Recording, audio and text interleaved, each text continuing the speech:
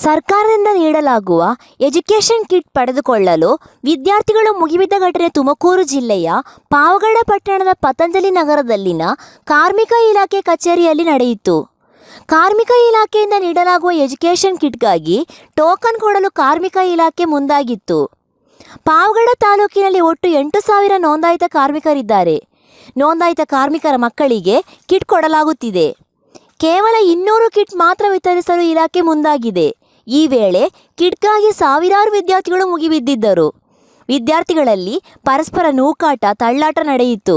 ಪೊಲೀಸರ ಎಂಟ್ರಿಯಿಂದ ಪರಿಸ್ಥಿತಿ ತಿಳಿಗೊಂಡಿತು.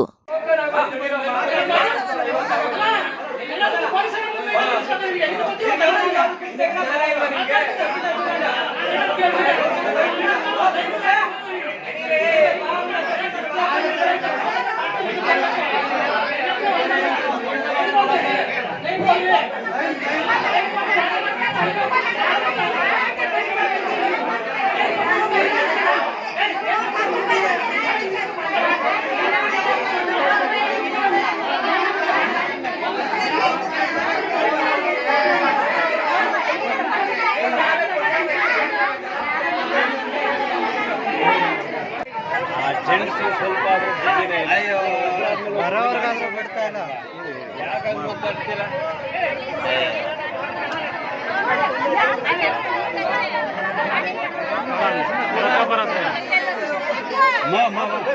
ಉಂಡ್ರೆ ಲೈನಲ್ಲಿ ಉಂಡ್ರೆ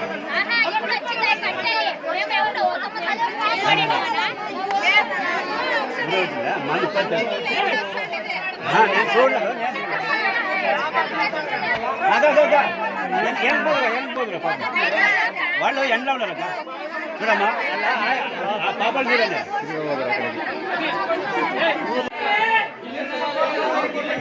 ಯಾಕಮ್ಮ ಬರ್ತೀಯ? ತಿರ್ಗಾ ಹೋಗ್ತಾ ಇದ್ರೆ ನೀನ್ ಬರ್ತಾ ಇದೀಯ.